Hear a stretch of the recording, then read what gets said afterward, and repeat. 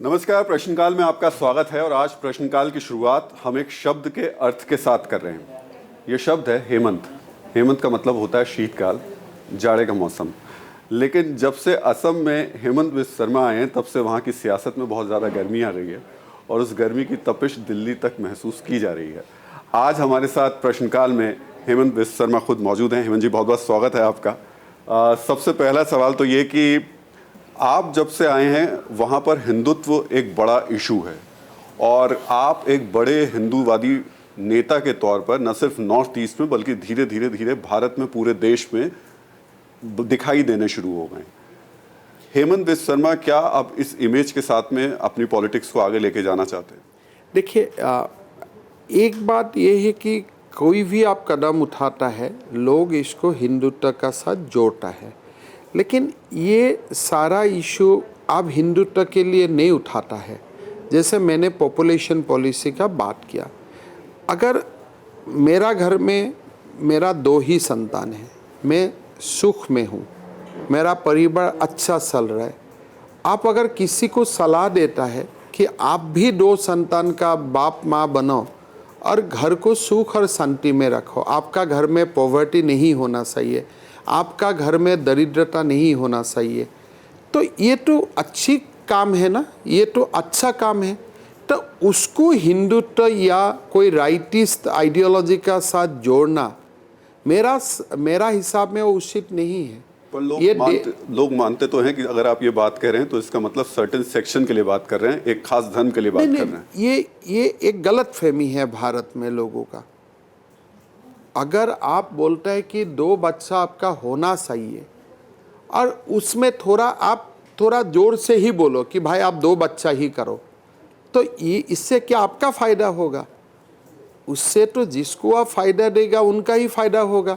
जब डॉक्टर बोलता है आपका डायबिटीज़ है, अभी शुगर बिल्कुल मत खाइए, कोई बोलेगा प्यारे से, कोई थोड़ा डांट से बोलेगा कि देखो कल से मत खाना, खाने से अगले बार मुझको मत मिलना। तो आप डांट के करेंगे ये काम? नहीं, देखो, ये हम एक पॉलिसी प्रस्तुत किया जिसमें इंसेंटिव भी है, डिसइंसेंटिव भी है और दोनों अच्छा जा रहा है।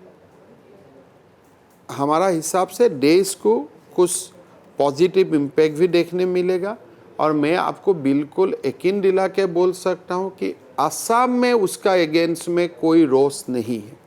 पर ओवैसी साहब का तो बयान आता है। ओवैसी असम से बिलोंग नहीं करता है, लेकिन असम में जो भी है, असेंबली में डिबेट हुआ, हर लोग बोला आपने ठीक बोला है। तो मुसलमान विधायक ने भी ठीक बोला, हिंदू विधायक ने ठीक बोला। हाँ, किसी का सलाह था कि देखिए हम लोग को समय दीजिए, बहुत ज़्यादा ज़बरदस्ती मत कीजिए, शिक्षा का अभाव है, हेल्थ का इश्यूज़ है, आप इसको रिजॉल्व कीजिए, अपने आप ठीक हो जाएगा। लेकिन प्रॉब्लम है ये सब माना। प्रॉब्लम लेकिन सर्टेन एक धर्म में है, एक सेक्शन में है। हकीकत यही है कि असम में जो बहुत ज़्यादा बच्चा होता है, ये अनफॉर्चुनेटली और एक्सीडेंटली, इंसिडेंटली, आप जो भी बोले, वो मुसलमान समाज में होता है। लेकिन ये कोई डिजाइन और डेलीबरेट है वो मैं नहीं मानता हूँ। उसका कारण भी होगा, दरिद्रता के लिए भी होगा, इलिटरेसी के लिए भी होगा और तमाम जो सुविधा है फैमिली प्लानिंग का वो उपलब्ध नहीं है, उसको भी होगा। तो इसके लिए आप किसी को ब्लेम मत कीजिए, लेकिन ऐसा भी नहीं है कि आपका वोट हट जाएगा बोल के आप चुप रहेगा। तो देश को बोलना चाहिए, देश को बातें करना चाहिए। लेकिन ये सवाल इसलिए और महत्वपूर्ण हो जाता है जब आप ये बात कहते हैं तो ये भी बात उठती है कि कहीं ये साजिश तो नहीं है, ये जो पॉपुलेशन बढ़ रही है, साजिश करके नहीं, आप नहीं, जो पॉपुलेशन बढ़ रही है उसको लेकर कहीं ये डेमोग्राफी चेंज करने की कोशिशें तो नहीं है? और फिर ये सवाल उठता है जो आजकल एक कॉमन शब्द चल रहा है, लैंड जिहाद जैसे शब्द, क्या असम में ऐसी चीजें आपको देखने को मिली? देखिए, बात ऐसा है कि जब डेमोग्राफी बढ़ते हैं या पॉपुलेशन बढ़ते तो फॉरेस्ट में आपका एनक्रोचमेंट हो जाता है। जब आपका पॉपुलेशन डेंसिटी एक ज़िला में बहुत ज़्यादा बढ़ता है तो आप दूसरा ज़िले तक माइग्रेट करते हैं और वहाँ जाके उनका डेमोग्राफी ख़राब कर देते हैं। सो इसका जो पिटफॉल्स है, लोगों का इकोनॉमिक कंडीशंस में होता है, लोगों का डेमोग्राफी में होता है, लोगों का बीच में झगड़ा शुरू होता है, मिसट्रस्ट शुरू होता है। तो आप एकदम डायरेक्टली आप रूट को अटैक कर दीजिए। देखिए, एक हो गया जो हो गया, यहाँ से आप बंद, आगे जाके एक अच्छा जीवन जीने के लिए जो आपका पास उपलब्ध है वही रास्ता में आप चलो।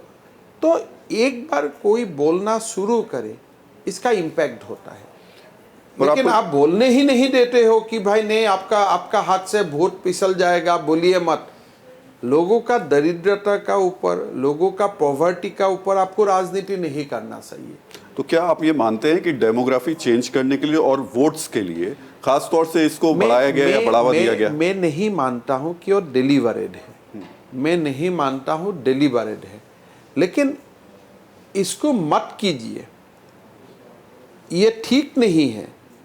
ये जो ना बोलना वो डिलीवरेड है, या कोई बोलने का कोशिश करता है तो उनका वॉइस दबा देना, भाई आप तो हिंदुत्व का बात बोल रहे हैं, ऐसे बोल के किसी का बात दबा देना, ये साजिश है। जो बच्चा पैदा हुआ है, जो माँ बाप पैदा कर रहा है, वो कोई साजिश का अनुसार पैदा नहीं कर रहा है। लेकिन मैं शिक्षित हूँ, मैं आपको बोल सकता हूँ कि भाई आप मत कीजिए ऐसा, ये मैं नहीं कर रहा हूँ, वो साजिश है। फिर मैं करने का कोशिश कर रहा हूँ कि भाई आप फैमिली प्लानिंग कीजिए, मुझको भी करने का इजाजत नहीं देना। आपको बोलना नहीं नहीं, आप हिंदुत्व का एजेंडा आगे बढ़ा रहा है, वो साजिश है। पर आपके यहाँ बहुत सारे अवैध घुसपैठिए भी हैं, आपके यहाँ बांग्लादेशी भी पहुंचे हुए हैं, क्या वो मानते हैं आप कि वो साजिश का हिस्सा हैं? नहीं, अवैध घुसपैठ तो साजिश थी है, वो तो पहले से असम का हिस्ट्री में ही बहुत सारा पॉलिटिशियन ने बोल के गया है कि हमको पॉपुलेशन चाहिए। तो जब घुसपैठ होता है, खास करके इकोनॉमिक घुसपैठ होता है, उसमें किसी ना कहीं किसी का तो रोल रहता है। लेकिन फ़िलहाल असम में घुसपैठ कम हुआ है। फ़िलहाल जब से बॉर्डर प्रोटेक्शन का अच्छा काम किया गया है और थोड़ा बांग्लादेश का तरफ भी अपना इकोनॉमिक जो एक रिवाइवल वहाँ में भी हुआ है, सारा कारण मिला के असम में घुसपैठ फ़िलहाल कमा है। फिक्र आपकी, सोमवार से शुक्रवार रात 9 बजे सिर्फ TV9 भारतवर्ष पर।